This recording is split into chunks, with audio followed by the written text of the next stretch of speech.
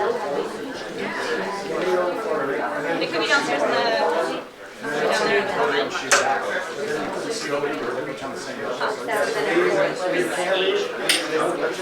don't even know what they're serving actually. By chance, anyway. I'll take it.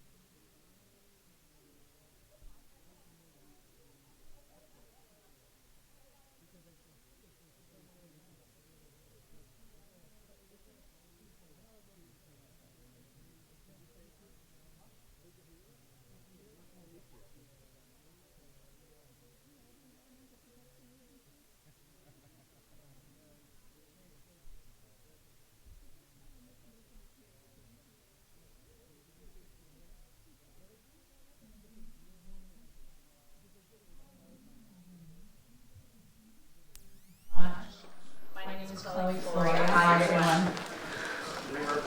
Again, please turn your phones on silent. We would greatly appreciate it. We'll be starting shortly. We have to make sure that the row is clear for the rabbi and governor. So please take a seat. Thank you very much.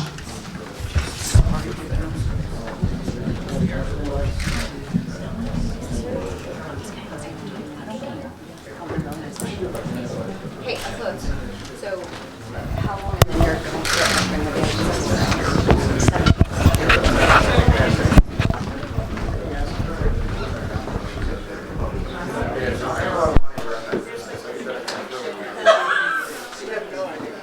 I know.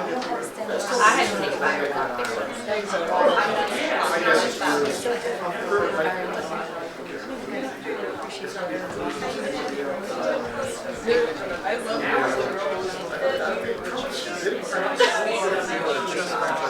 be right back.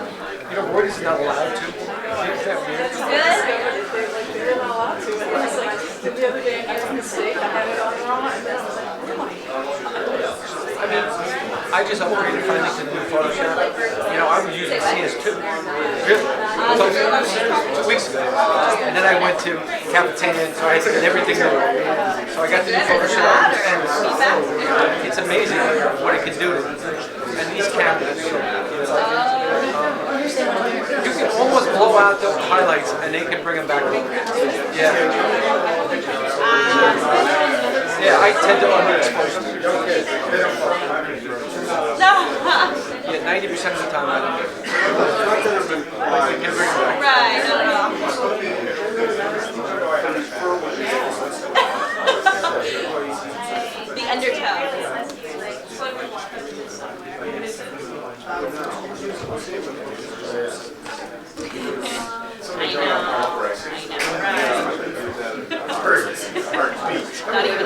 No, that's nothing. News photographers would do much worse than that to get a picture. You know, Mary knows that. We'll hang out. I did that. Helicopter. You know, 2 When you stories. got all the right contacts. Or when it's your first time. When it's your under the Even wine. I love it. It's like the water's gonna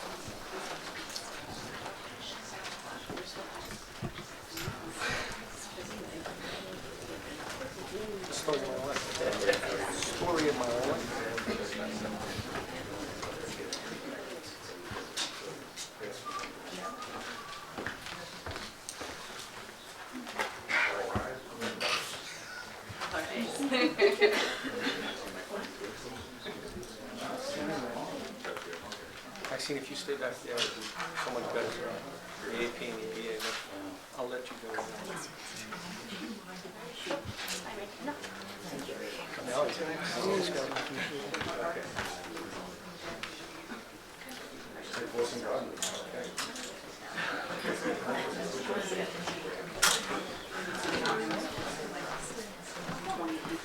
You know, I think what's the name of the on this one? Diane Orphan. Down, I think 71st Street. But I'm not sure. Yeah. The ones that's taking you.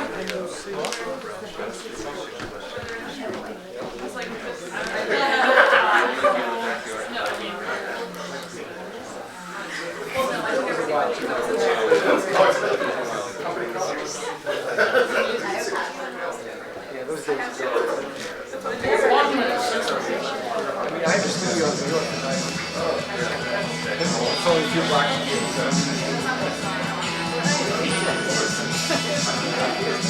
Before Christie told him he's not allowed to use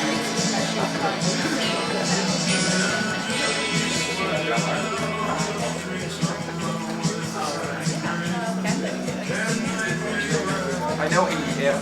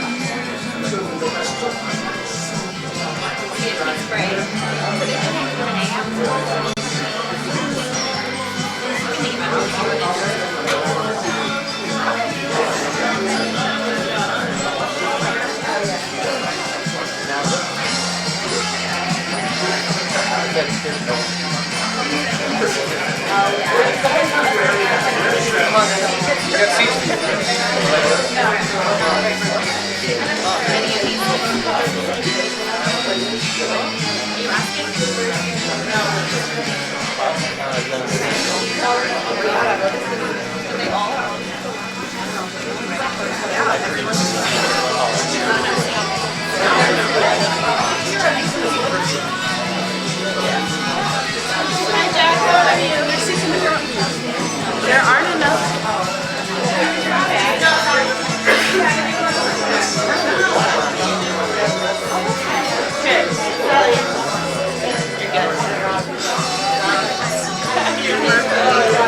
Where's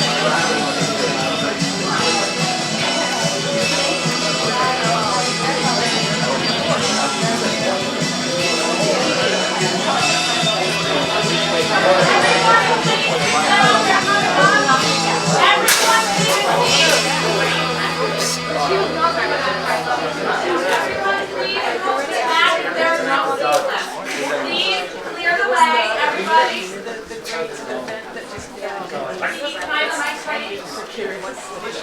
They're not registered. Please clear the way. Everyone, please take a seat. Thank you all for coming. Please sit down.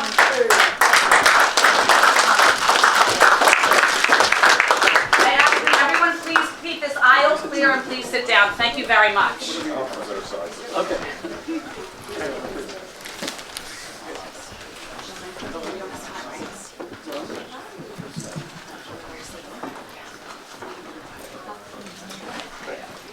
Thank you, everyone. Please be seated. Please put your phones on silent. Please keep the aisle clear. And when the governor has to leave, please stay in your seat to keep the aisle clear. Thank you very much for coming.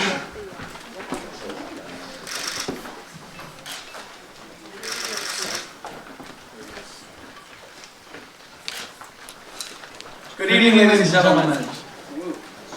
I want to make the most of our time. I feel like I'm speaking in Giant Stadium.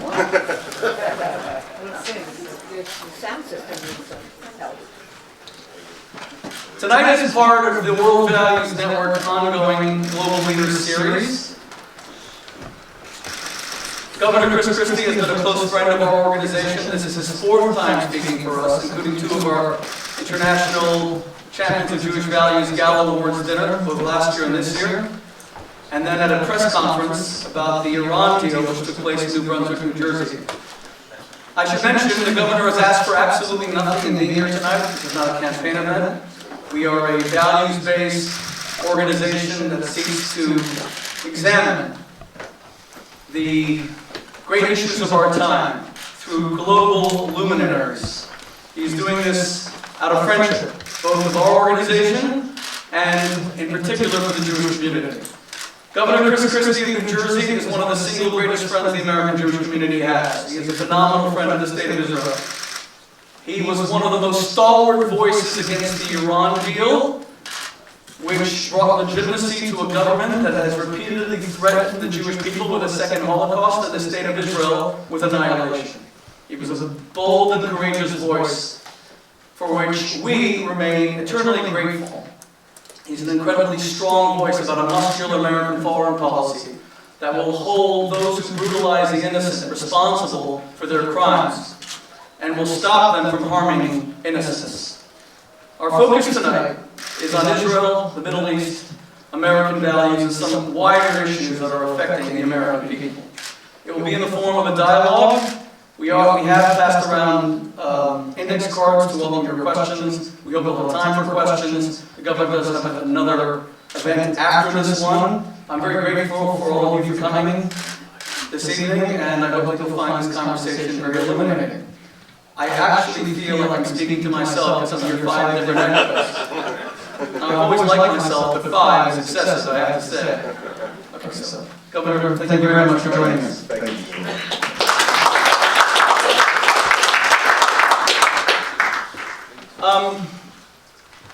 Let's begin with Iran. You told Jeffrey Goldberg of The Atlantic that you were actually more fearful of Iran. It poses a far greater danger than even ISIS. Now, you said this before the current crisis, where Iran, reminiscent of 1979, went and burned down the Saudi embassy. They are destabilizing the Middle East. To what extent do you believe, since you called that right, that Iran wasn't just going to fade after this deal, to what extent do you believe that the administration's deal with Iran actually is what led to this newfound inflammatory actions on the part of Iran? Is there a direct relationship? Sure there is, and it's because the deal itself emboldened them in terms of their own conduct. The conduct they were engaged in, was ongoing during the negotiations, whether state sponsorship of terrorism, whether it was continued rhetoric and actions against Israel. We know that was going on while the negotiations were occurring without any hesitation by the administration to do that. And then once they were able to actually deal with the administration and a number of the other nations, I think they understood that whatever the conduct was not going to bear at all on current policy by this administration. And so this is completely predictable, whether it's the incident with Saudi embassy that you referenced, or there's the ballistic missile testing that they've been openly doing, and defiantly doing.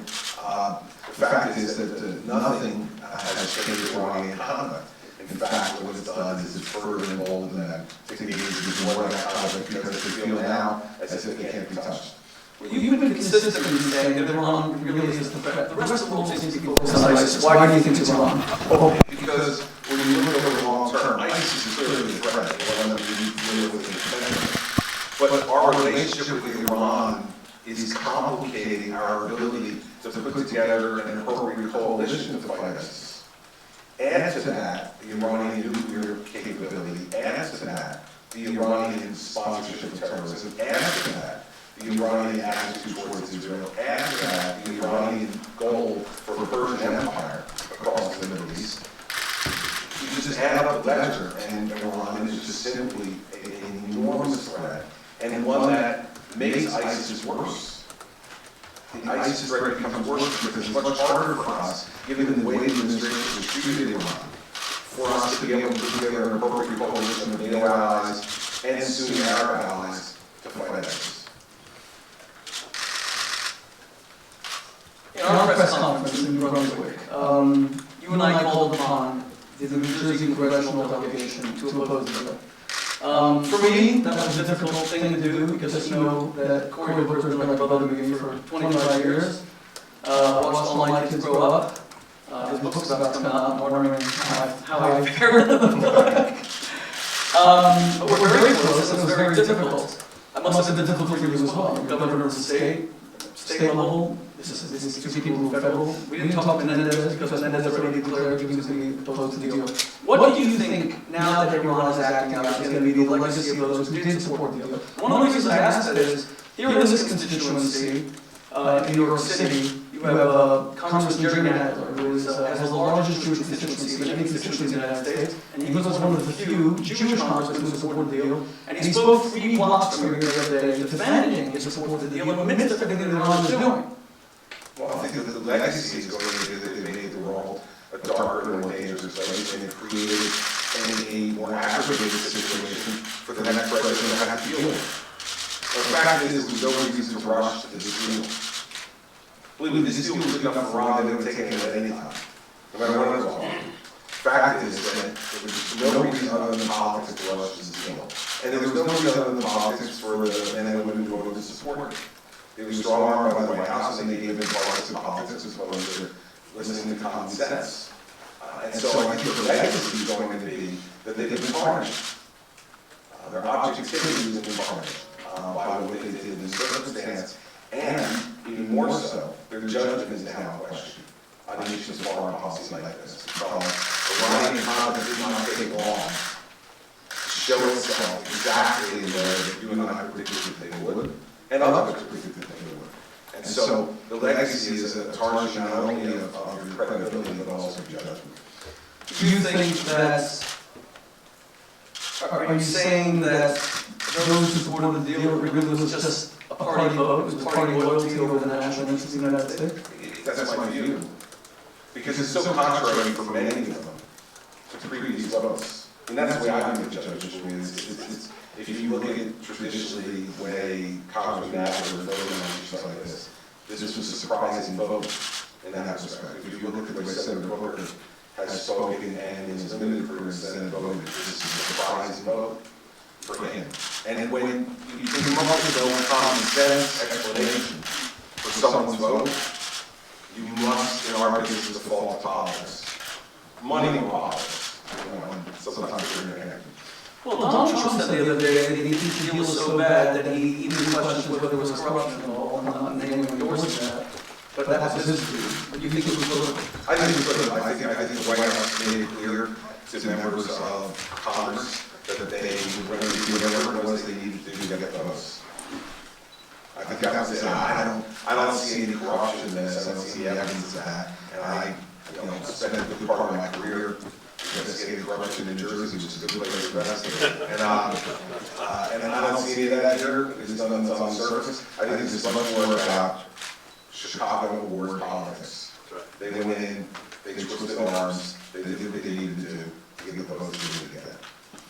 The United States is a signatory to the 1948 Genocide Convention, which explicitly prohibits genocidal rhetoric. So if a country's leader or if a government is using inflammatory genocidal rhetoric, they can be prosecuted under the United Nations Genocide Convention. If you were president, with Khamenei threatening regularly to annihilate Israel, and that has been something that he has said repeatedly has caused Israel cancer, a tumor, a scab that has to be removed, he's predicted Israel's demise, would you try to prosecute those that were using that kind of genocidal rhetoric? Well, I would go further, actually. I've said 3 things about Iran if I got the opportunity to be president in January 2017.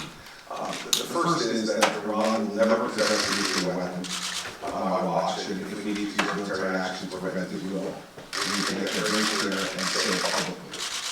Secondly, I would not have another, nor authorize another meeting of anybody in our government, let alone any agreements with the Iranian government, unless and until they recognize these are the right reasons publicly. Third, I think it's important for the President of the United States to stand up and say that he believes the regime change in Iran. That does not mean, so I'm clear, that I want to send troops, American troops or other troops to Iran to remove their government. But I think it's a statement of principle. Given the statements that Iran has made regarding Israel, given their own conduct in their country towards women, given their own conduct in their country towards homosexuals. This is a regime, as you know, that hangs homosexuals from cranes in the center of Iran because of their sexual orientation. How can a regime like this be recognized as legitimate? And so I think it's important for the President of the United States to say this is an illegitimate regime, and we believe in regime change. And there's many steps we can take short of all-out war in order to try to make sure that the rest of the world joins in with that point of view. I think if you do those 2 things as President of the United States publicly at the beginning of the presidency, people will understand the posture of the United States towards Iran, and that helps to begin to develop not only alliances, but the courage of other countries to join us. If we're not going to show that courage, we cannot have others to show it. We must show it first. So are you speaking about a foreign policy which is based on boldness and courage, but also one, I would challenge you, that is based on morality? So you're bringing up moral issues. Iran slaughters gay men or forces them into sex change operations. Iran stones women to death. Iran, under the moderate Rouhani, is executing more people than ever before. When President Obama did this deal, he said, you can't judge the deal on the morality of this regime's behavior. You have to judge on whether or not we stop a bomb. And that struck me as a little bit, because Henry Kissinger, and I see that he's said he's elementary in foreign policy, Kissinger will sometimes criticize people by people thinking for real politics. That let's look at how we have a balance of power, regardless of the moral issues, because we have to contain governments. And maybe we're moving more in that direction with the failure of the Arab Spring. Are you saying that you would also bring moral questions to bear on an American foreign policy that would look at issues like, is the government slaughtering and brutalizing their own people, even if they are allies of the United States? Well, I think you have to, if you're incredibly on those issues yourself. I don't think it has to be the sole determining issue, but it has to be a factor that's considered when judging whether or not you can trust another regime to comply with an agreement. And so how do you say, I'm never in agreement with them, but we have absolutely no trust in their moral authority at all, and I'm sure they'll comply? It makes no sense to me. I mean, this has to be incorporated as part of your judgment on whether or not to engage in agreements with other governments. We have agreements with different kinds of governments across the world. Some that we agree with, some that we disagree with. But you must keep a moral element attached to all of your deliberations and then ultimately your judgments. It's not the only issue, but it has to be in the menu of issues that you consider. Otherwise, you lose your own legitimacy. I took you to the other zone. And he kind of said this to you. He said, he asked you, you said something very interesting to him. You said, I wasn't ready. A lot of people said to me, I had my moment in 2012, but I wasn't ready to be president. I wasn't ready to run, but I am now. And then they said to you, if you become president, you have to set up a council of wise men. So you have scholars around you. Is that, with whom would you discuss these moral issues? What is the foundation of your morality? Because that's what we're debating in America. Is it moral to invade Iraq because I think the New York Times reported, I remember the New York Times reported January 29, 2003, that Saddam Hussein, they guesstimated that it killed 1.3 million people, 800,000 Arabs, 300,000 Kurds. So there was almost a moral argument, you gotta stop that. I mean, I'm Jewish. We begged FDR to abolish the trash house because the United States did not do so, and a lot more people died. On the other hand, people now say the invasion was a mistake because the Americans ultimately died for what? And the rise of ISIS. What is the basis of those moral determinations you will make? Where does your morality come from? Well, I think first it comes from faith. And then that's the first place that we begin to learn our moral values and what we believe in. Second, it comes from your family. And those values that your mother and your father and your grandparents teach you. Some of that comes from faith, some of it comes from your own experience. In terms of how to deal with these issues. Third, it comes from your own life experience.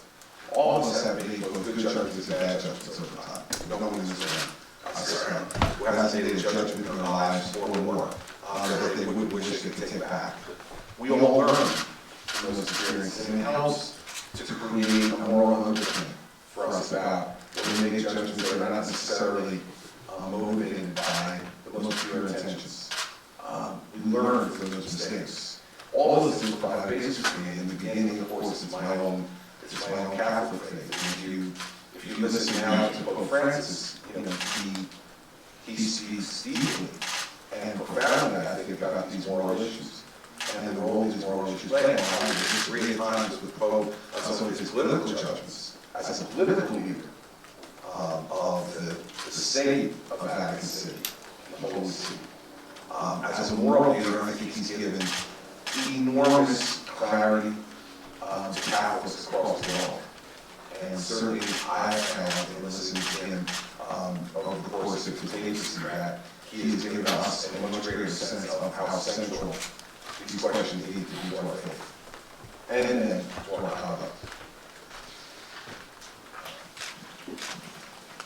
In 2012, you were seen as probably, perhaps, the leading Republican candidate had chosen to run. And one of the things people liked most about you was your strength. And then talk and chatter became, well, maybe he's too strong. And you spoke about things that humbled you. I think that became a conversation that was a very moving conversation. Now it seems the American electorate are back to wanting you because you're strong. And Donald Trump's polls are very high in the Republican Party because he projects strength.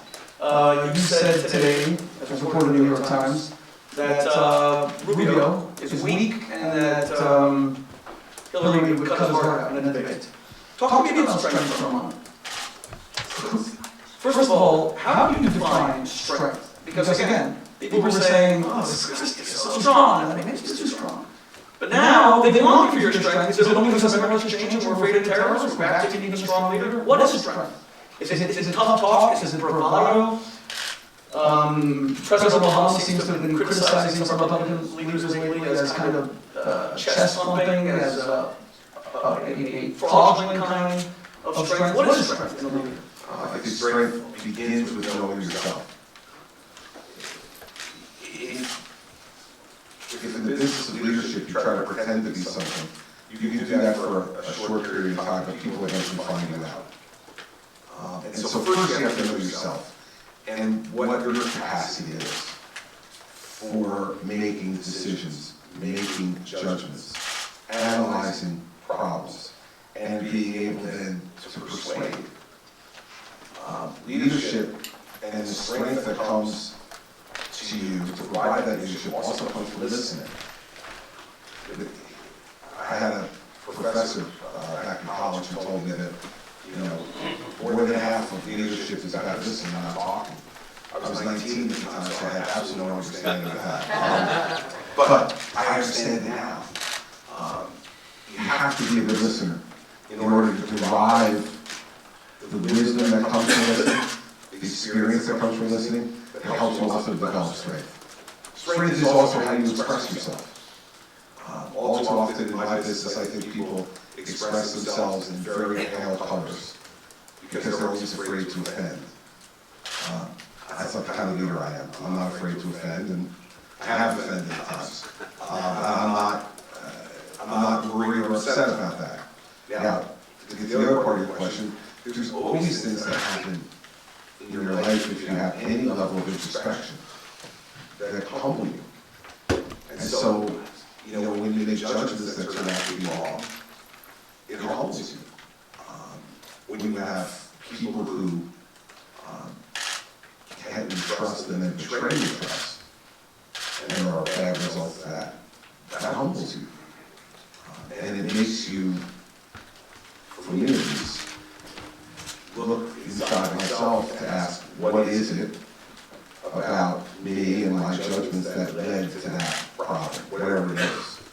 And so I think that strength is often misunderstood for bravado or chest thumping. There can be some of that, and sometimes that's called for. Sometimes leadership is also about theater. And sometimes you need to convince people who are unconvinced or don't have the capacity to do this themselves. Sometimes you have to use some theater to convince them as well. But it all has to be within the confines of the truth. And if it's not, then you're leading to down a bad road, and you yourself are going down that bad road with them at the front of the line. So let's talk about strength in leaders specifically. You told the Washington Post recently that the world is a dark place. You said that it's a mess. I have to agree with you. We have Boko Haram, we have Hamas, we have Islamic Jihad, we have Hezbollah, we have Iran, we have the Houthi rebels in Yemen. I mean, I could go on. And that's aside from domestic terrorism and aside from the terrorist threat in Europe. The world is becoming a dark place. Are you strong enough to fix it? Well, I mean, it's right. I think I was in Iran. And by the way, that's part of what was in my calculus 4 years ago. Because strength does not only come from your fortitude within, strength also comes from the experience you have, from the knowledge you've been able to obtain through that experience. And it also comes from self-confidence. Because no matter what decision you make as president or as governor, there will always be, at least on a good day, 40% of the people who think you're absolutely wrong. On a good day. A bad day is a lot worse. Right? So self-confidence is part of it. So 4 years ago, when you mentioned it, I said, I never for president because I didn't think I was ready. That's why. I didn't have those things, and I would not have been ready to deal with the challenges that are placed before me as president. So having those elements, all of those things are what contributes to strength as a leader. That's why I feel like I'm ready now. But can you clean up this mess? It's a mess. Well, I mean, the brutality, how many were killed in the bombing of the police academy in the 60s? And every day. And by the way, I'm Jewish. So many people who are dying are Muslims. It barely makes the news. They're just being bruised in the rain. ISIS, their brutality, this vile, disgusting organization. You kill Jihadi John, next day there's another guy with a knife and he wants to chop off someone's head. I mean, this is so brutal and so ugly. Can you fix it? Well, listen, American strength and resolve and morality is the only thing in the last century and a quarter that has brought peace and stability to the world. In fact, it's going all the way back to World War I. It was American strength and resolve that helped to bring resolution to that issue, and then again in World War II. And in the years since World War II, these 70 plus years now, it is again American resolve. What I'm concerned about naturally is that what we're seeing is just the very beginning of what a post-American world will look like. And there are some, even in my own party, who advocate for the withdrawal of America from the world. And the fact is, this is what the world will look like when America withdraws, because this president has withdrawn us from the world. In large measure. Does that mean that if you became president, you would act more unilaterally and not through the United Nations? No, but what it means is that you have to be willing to act. Now, action comes in all different forms, and action can be done in conjunction with allies. But the action that's needed there is to build those alliances. And you can't build those alliances reading off the teleprompter. Those alliances are built in conversations like this, not everything else here, right? It's these conversations. Why is it the President of the United States not having more of those conversations with our allies around the world? And why is it that he's having more of those conversations with our adversaries? Our allies need to know how much we're going to support them. Our adversaries need to be told face to face the limits of our patience. But many in the Jewish community look at something like the United Nations that spends most of its time condemning and criticizing Israel. And it says this is not a moral body. So when you want to work in unison with the UN, you're just tying your hands. We can't even get a resolution passed against the 200,000 Arabs that were slaughtered in Syria that was blocked by China and Russia.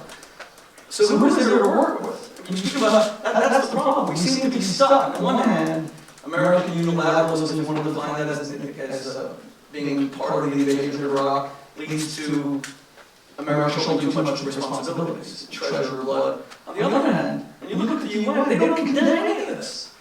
I mean, we don't recognize the Rwandan genocide. By the way, the United States doesn't recognize it. I was actually asked you if you recognize the Rwandan genocide, President. Forget that in a moment, but who would you work with? Who is there to work with right now? Would you put together an international coalition? Who's on ISIS? Who would you work with? There's plenty of ways. There's a third way. I mean, it's not a binary choice. It isn't America acts alone and America acts through the UN.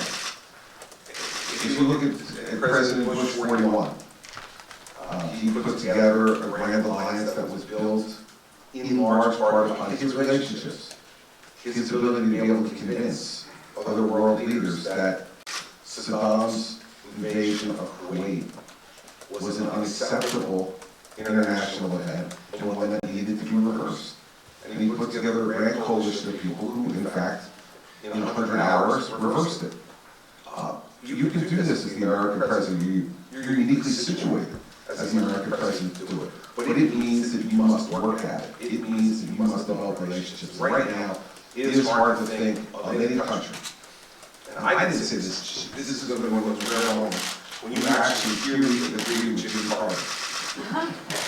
It's never happened before, and I don't know if it'll happen again, but I heard President Carter about 3 months ago say, during a talk he was giving, an interview he was giving, he said, I cannot think of one country that we have a better relationship with today than we did when Barack Obama became president. Now that is a really damning statement for any former president to make about a current president, let alone a former president of his own party. And so my response to you is, the United Nations should be utilized when the United Nations is a useful body to be able to use. But it should not be used as an excuse for unilateralism. You can develop a third way. And the United States president is uniquely positioned to do that if you're willing to spend the time and the energy and the persuasive ability to be able to make it happen. Would you do that with boots on the ground to fight ISIS? Not alone, I wouldn't, but as part of a coalition, I think we might have to.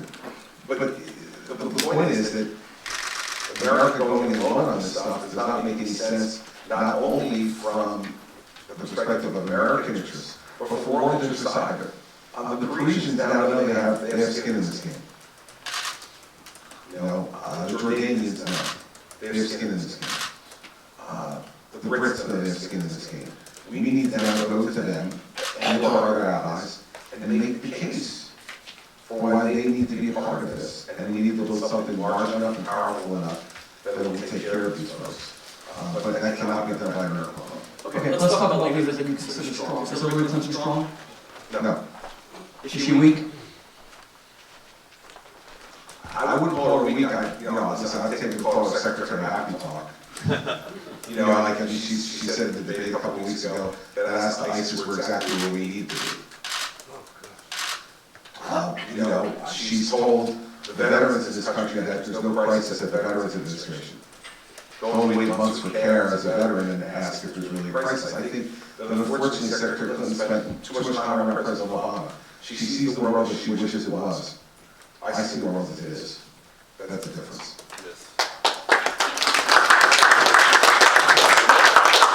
She said recently that she would take incredibly tough action against North Korea and their claims of detonating a hydrogen bomb. She seems to have overlooked that her husband gave a primetime news conference guaranteeing that these negotiations with North Korea would mean that it would yield a bomb.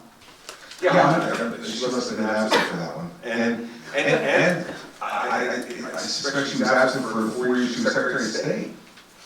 Because this didn't just happen since John Kerry became Secretary of State. And so, the problem is, I'll give you an example. At the debate a couple of weeks ago in Manchester, Martha Raddatz asked her 3 times, what portion of responsibility do you bear for the circumstance that exists today in Libya? You advocated the removal of Gaddafi and aggressive military action was taken. She refused to answer the question. Talk about how complex it is, how difficult it is, and Raddatz said to her, but Madam Secretary, what portion of the responsibility do you bear? And she refused to answer. It's because either you're unwilling to take responsibility for those things that not only go well, but go poorly, then you don't have any credibility for strength. Strength is also provided to you through your background, your experience, your faith, in order to help you to endure the times when you must bear responsibility or accountability for things that go wrong in your life. What about someone like Donald Trump's praise for Vladimir Putin? You consider Putin a strong leader? Yes, I do consider Putin a strong leader. He's a thug, but he's a strong leader. What do you prefer? A strong leader that's a thug and keeps order, or a weak leader who's moral? I like that. You mean for me or for somebody else? No, listen, I prefer neither.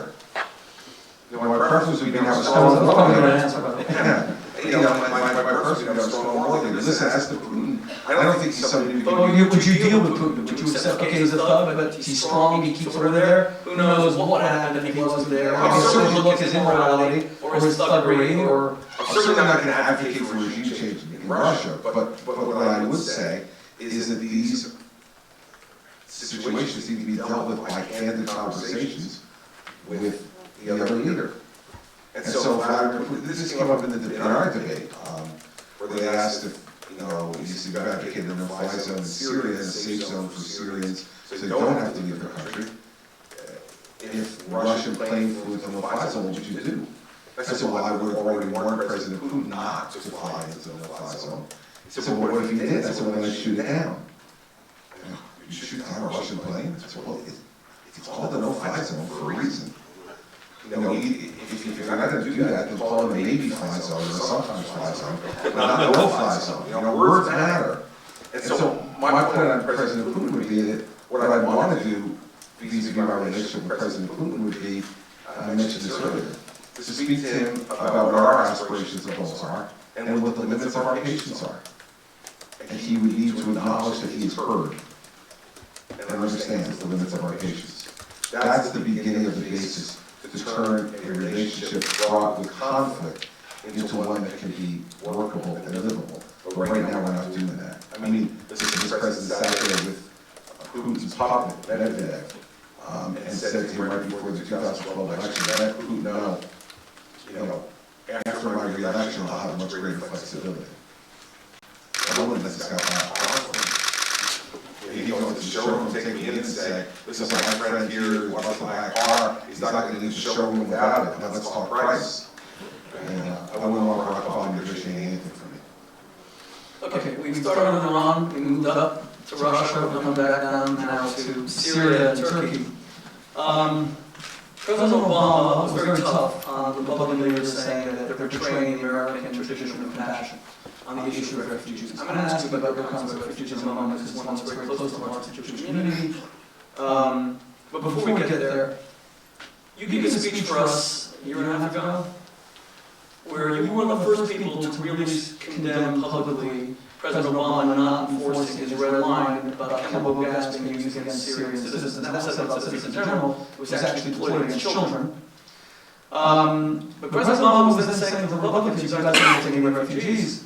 Where's the compassion? we were kind of begging the United States not to create a refugee crisis in the first place by not allowing Assad to become one of the greatest murderers in Arab life, certainly in modern history, maybe in all of human history.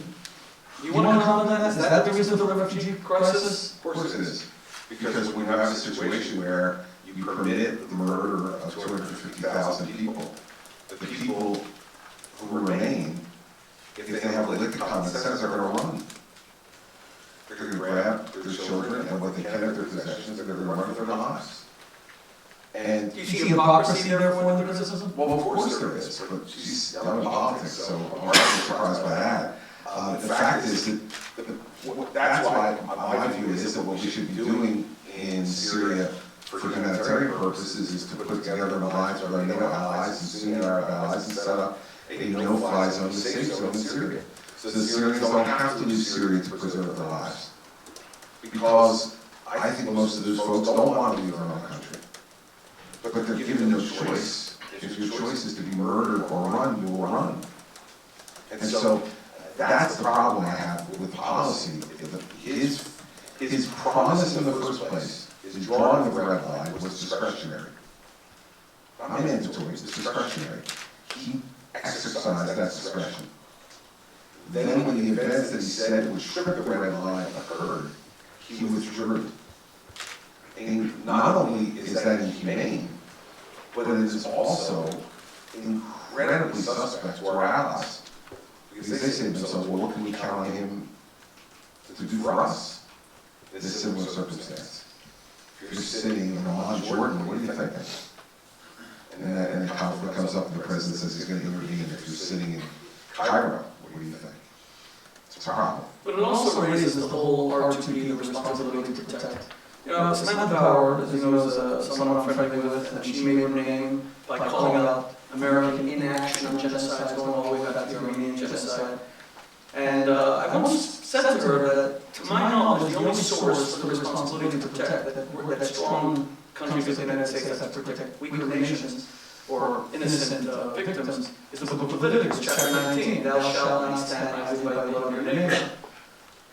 Would you devote American blood and treasure to enforcing R2P responsibility to protect foreign imminent genocide? Would you have done something in Syria to stop the 200,000 Americans from being slaughtered by Assad?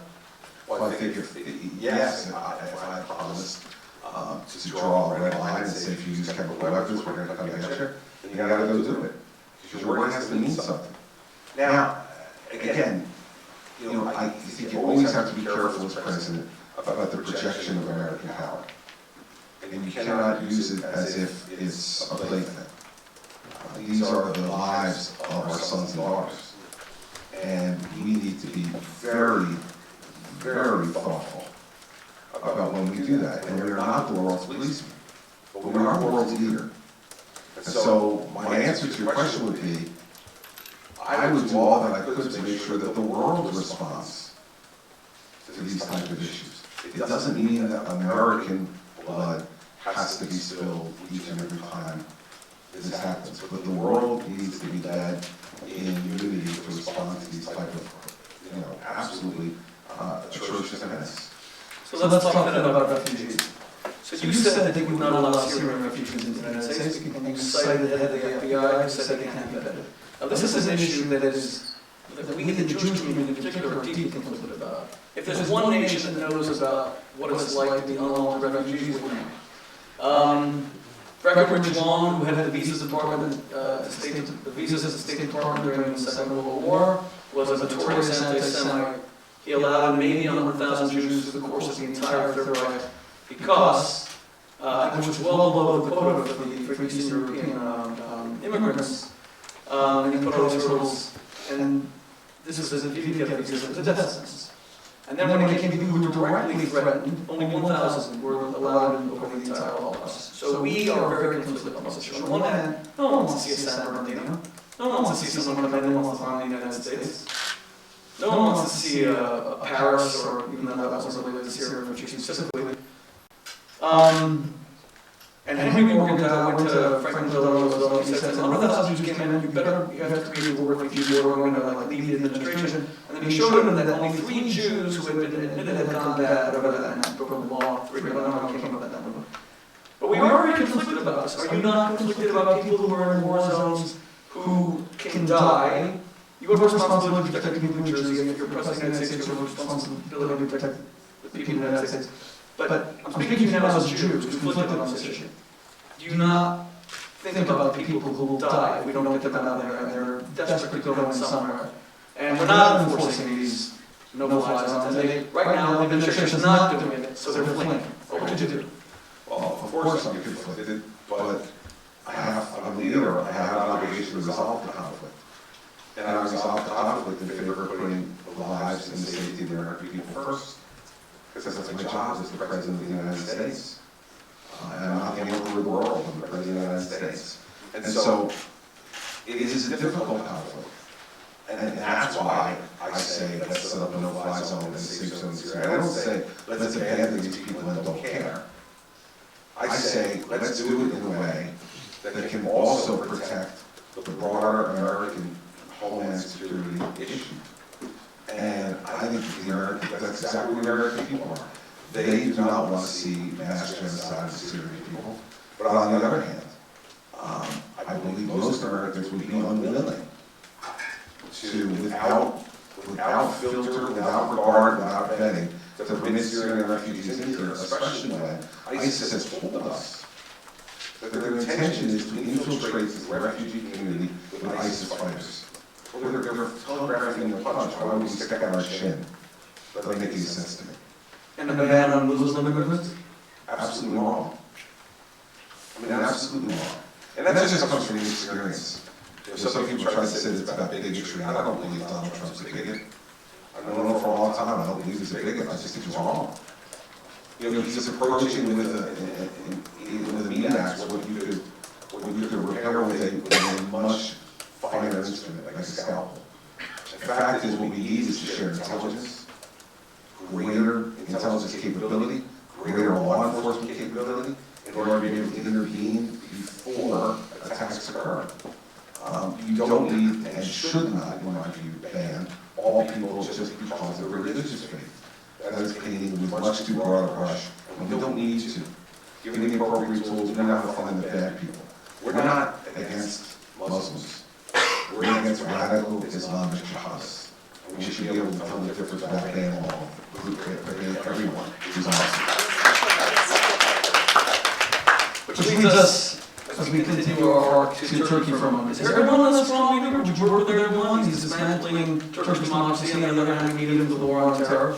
President Obama has cited Erdogan specifically as one of the leaders he has the closest relationship with. For us, the Jewish community, it was a little bit shocking because everyone calls Israel, he said Israel is worse than the Nazis. That's always going to push a button in the Jewish community. You would take the most brutal monsters that ever lived, that slaughtered 6 million Jews, and you say, but Jews are actually worse than even that. Would you work with Erdogan? And would you recognize Iranian genocide, which you can't work with Erdogan if you do recognize Iranian genocide. By the way, you know that I love Israel, and your organization supports Israel. But I've been critical of Israel for not recognizing Iranian genocide, because they thought they could have a relationship with Erdogan. And he's a brutal tyrant and they can't. Although he's trying now. This is Turkey. Turkey is a part of our NATO alliance. And so, as the most important nation in NATO, yeah, we have to work with Turkey. There's no question that we're going to have to do that. Fact of the matter is, though, that in those type of friendships, you can have the type of conversations you need to have to try to move people if you develop those relationships. And in that sense, I agree with Secretary Kissinger and his view on how we should approach the Turks. The fact is that as part of the NATO alliance, they are integral to our ability to fight terror, but they also are integral to our protection of that area of the world. So we should have disagreements as friends have disagreements and be able to talk them through and try to work with them on it. But no, it would not be a situation where I would just throw my hands up as a he is a challenging figure, but one that I think, given his presence and his country's presence, rather, in the NATO alliance, is one that the president would have to work with. You want to address the Iranian genocide? Well, I think I'm answering your question by telling you I work with him. Okay. Right? So you posited the quandary Yes. appropriately. Yes. Okay. Let's move now to Israel. We go from Turkey to Israel. The Jewish community is deeply concerned about Israel. I, in my lifetime, have never seen the kind of global assault that Israel's good name like is happening now. Winston Churchill famously said that he could defeat the Wehrmacht, he believed he could. He said he could certainly defeat the Luftwaffe, which he did. He said the one thing that he feared was the sinking of the merchant marine, economic warfare against Britain. BDS is an attempt to destroy Israel by economic means. That's spreading on campuses throughout the world. It's now, we have goods from Judea and Samaria and the West Bank that are labeled. What would you do to counter, you're a friend of Israel, you're a friend of the Jewish community loves you, what would you do to stop, before we get to Israel's military security, military armor, what would you do to stop this global demonization of the Jewish state? Well, first off, as governor, you make sure that you do not give in to any of these issues, and in fact speak out against. And we were doing that in New Jersey, to speak out against any of these types of economic sanctions. And I worked with our Democratic legislature to get that done. This is not a partisan issue, and this is a moral issue. Secondly, you got to lend your voice to it and speak out strongly beyond the borders of your own state, your own jurisdiction. Because this is a national issue for the United States. We need to make sure that people hear the truth. And they hear it loudly, because if the only voices they're hearing are the ones you refer to, we run the risk of having people in a vacuum hearing only one voice believe that voice. And so we need to speak out very strongly and boldly, and I'm going to continue to do that as governor, and if I had the chance to become president, I would do the same. The last piece of this is, well, how important is the Israel alliance in the United States? Where would you rank Israel in the list of allies in the United States? How high up the ladder is it? they're our single most important ally.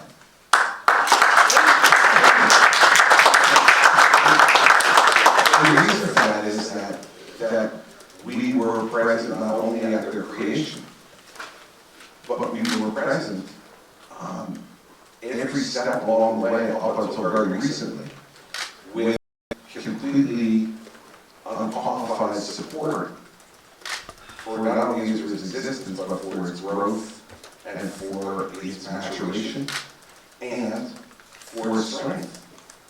And I think the most unfortunate thing the administration has been involved in from a foreign policy perspective is to give the rest of the world a sense that you can now see daylight between the United States and Israel. Part of the strength of the United States and Israel is that the relationship has seemed to be indivisible. This president has led some to conclude that it might be divisible. And that weakens Israel and it weakens the United States. Do you think the president has been fair to Israel? No.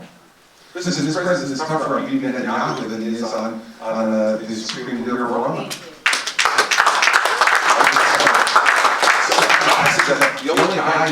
The only world leader that the president has the guts to speak out against is Bibi Netanyahu. It's kind of extraordinary. How do you explain that? I can't. I mean, really, I've thought about it, actually. I've thought about what's the president's motivation. I really don't know. Because that has some motivation. No one denies that our president is an extremely bright, extremely erudite man. He doesn't, and you said in an interview recently, he's no John Obama. It's not that he kind of loses it, he's a very controlled man. So there has to be, what would you say is the reason? I'm telling you, I searched my mind, I can't come up with a rational reason. I cannot come up with a rational reason for his treatment of the Prime Minister. Let's put aside his policies vis-a-vis Israel for the sake of this discussion, which I also profoundly disagree with. What has stunned me the most is his very public, dismissive treatment of the elected Prime Minister of Israel. I mean, that's just unacceptable. You mentioned Putin before, who's not elected, he's not in a legitimate election, yet he shows him greater respect and deference than he shows to Prime Minister Netanyahu. That to me just logically doesn't make sense. And here's the problem. When the American president is doing things which are inexplicable, it creates two things, wonder and chaos. Neither one are good in the world. You don't want folks out there wondering what's going on with the President of the United States.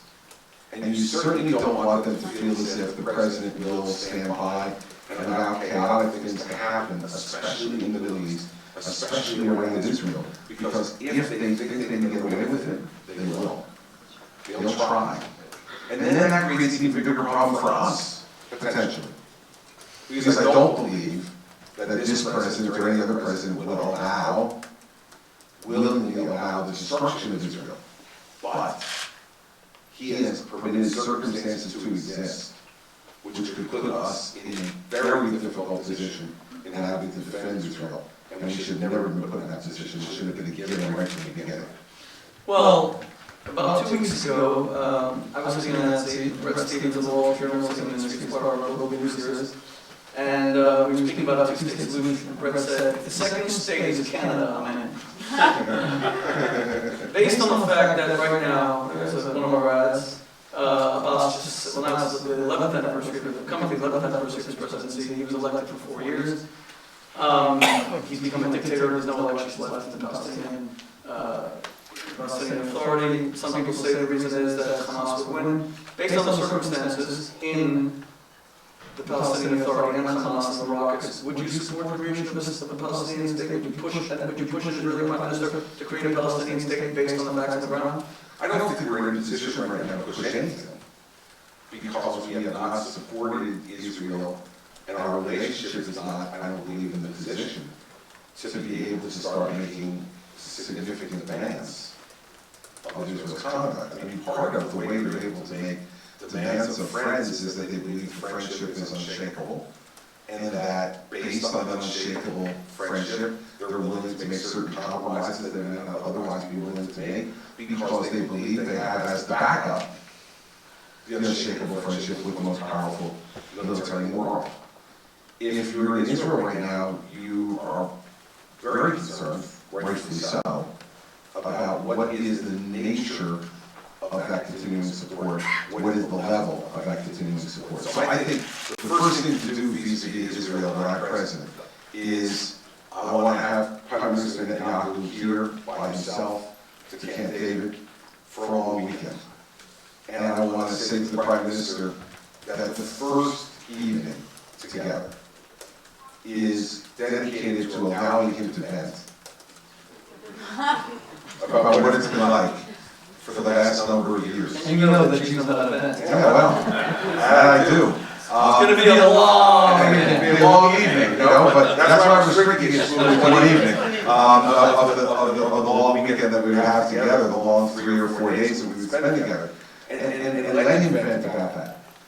And give my reaction to his venting. So you wouldn't start immediately pressuring Israel. Peace agreement. You would first try to study the I need to reestablish the alliance. I need to reestablish the alliance. And the fact is that this president has done enormous damage. I think I've told this story.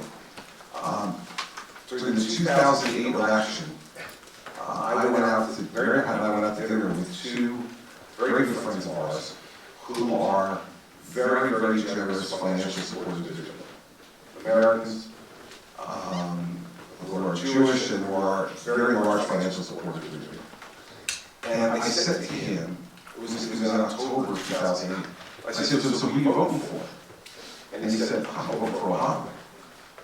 And I looked at him and I said, you've heard some of the things, right, that Senator Obama said about Israel. He looked at me and said, yeah, but he doesn't mean it. That was the moment I got in the car right after, and I said, McCain's in trouble. Because if he had said, no, I don't agree with you that Senator Obama feels that way, no, I don't agree with you that he's expressed those things, that's one thing. But when you acknowledge that you've heard some of those attitudes expressed by the candidate, and your response is, yeah, but it doesn't mean it. So 4 years later, because you got his friends regularly, 4 years later, when the next election is coming, I said to him, so, who you vote for this time? He said Romney because he meant it. And he remembered the conversation. So I think that there is it didn't exist in the beginning, but now for 8 years, I think that many Americans understand that there is work to be done in reestablishing the primacy of our relationship with Israel. Is that, forgive me for, when I start getting the eyes from the advanced, okay, so I'm gonna move along here. Does that include, Governor, if you don't mind me asking, you know, this is not a gotcha evening, I greatly respect your. I hate that introduction, right? It's not about you, but let's see what you do here. It's not a gotcha question, it's a gotcha. Does that include its confidence building measures, something that would be very important to the Israeli people and the American Jewish community, which is moving the American embassy to Jerusalem? Yes. How do you feel about, so we're going to move this quickly to a couple of questions. How do you feel about, we American Jews, again, I'm not spoken for all American Jews, just for 90% of them. Okay. We're kind of confused. Israelis being stabbed, shot, murdered, killed on a regular basis, a few times a week. I was in Israel 2 weeks ago, 6 people were stabbed in the 5 days that I was there. My daughter lives in Tel Aviv, and the 2 people who were murdered this past Friday were murdered a half block from her, and she had to stay in her apartment because the murder is still on run. How do you feel when someone like Secretary John Kerry gets up and says, "Look, this is terrible, but you have to understand because of Israeli policy and territories and occupation and becoming a quasi-apartheid state," and that's echoed by the Swedish Foreign Minister. Because we Jews, I think, are a little bit confused why, when we're victims, we're actually culprits. Can you endorse what Secretary Kerry said? Well, no, but that's not shocking, because I can't endorse much of what Senator Kerry says, Secretary Kerry, whichever title he prefers at the moment. Listen, this type of rationalization is driven by the underlying policy for absolute priority of this administration, which is to convince everyone that our Iranian policy is correct. And so everything they comment upon that surrounds that region has to draw its line back to Tehran and justification to the world of an lawful agreement. And so if it can make Israel seem less just, then that helps them to give a kind of moral equivalency. That Israel and Iran is the same thing? Not the same thing, but to the extent, I think always, that you can lower someone even a little, and you're supporting someone who's much lower, the more you can close it down, the better from a perception perspective, your policy with the person who is the real culprit will look. So I think that's what motivates all. I can't endorse it. I can't. But then you're suggesting that the administration is involved in an effort to kind of delegitimize Israel a little bit in order to... No, what I say is they're engaged in an effort to legitimize themselves through whatever means are necessary. So I don't want to impute upon them an effort to delegitimize Israel. I think that's just the symptom of the disease. The disease is to legitimize themselves. And if that means delegitimizing, to some extent, Israel or someone else, well then, that's just something we need to put up with for what they consider to be the greater good. So, you know, that's my concern about it. Okay, we got like 2 minutes here. A couple of political Yeah, well, that's 2 minutes, but that's okay. I'll tell you what, it's the Jewish 2 minutes, maybe everything. Okay, very quickly. Your relation to Donald Trump, what is it? Well, listen, Donald and I have been friends for 13 years, and I know him and I like him on a personal level, but... Did he gazump a little bit at the Christie Straight Talk Express? That's for political pundits to figure out, you know. He's not me, that much I can tell you. And I'm not running for president because I think he should be. Rubio, you've been tough on him, he's been tough on you. Is there a war that's going to... No. Listen, You said that Rubio cut us off. You see him as weak. Listen, I just said, you know, Marco was very critical of me, and I've been very nice to Marco. So I'm confused. You know, and he was very self-righteous on the stage in the debate a couple of debates ago when Jed criticized him. He said, you know, it was just because we're running for the same office, someone's convinced you that being critical of me helps you. And then all of a sudden he's in an unsolicited way being critical of me, so I guess the same person talking to Jed is now talking to Marco. You know, so, you know, I got asked yesterday or 2 days ago on a radio program about how I think he was against Hillary Clinton, and I said, I think she pat him on the head and cut his heart out. And I think that's the way she views him. And that, Because he's naive? I just think he's inexperienced. I mean, listen, we've already seen what happens when we have a first-term United States Senator become President of the United States. When you have someone who's managed no more than 30 people in their life, who's now asked to be the executive in charge of the most complex government the world's ever known. That doesn't work. And so my complaint with Marco is not philosophical in this instance. My complaint with him is that we don't need to replay the last 7 years. And there's, a first-term United States Senator, just is not, that's not the preparation to be the commander-in-chief of the largest military in the world, and then the executive in charge of the most complex government the world's ever known. So that's my argument. And I think they're now drawing the line. I'm a relationships guy. These are two personal things very quick. I'm a relationships guy. I know that a man, I usually know that a man loves his wife when he brings her up gratuitously in conversation all the time. Now, if you were doing that only in public, so you could say, oh, that's some political figures on the show, that they have support stuff, you do it in private all the time. First of all, I love women with double barrel first names. So you married well. I did.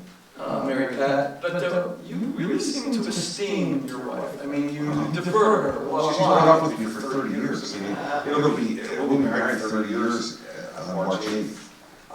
We've literally grown up together. We met in college. I met her when I was 19, she was 18. And You were in college sweethearts. yeah, I mean, we've been dear friends, because we were dating other people when we first met. And for a good part of college, we were dating other people. We didn't kind of discover each other that way until the end of my college career. So we always have said that part of the strength of our relationship is that we started off as friends, not as lovers. And that we really grew to like and respect each other before we fell in love.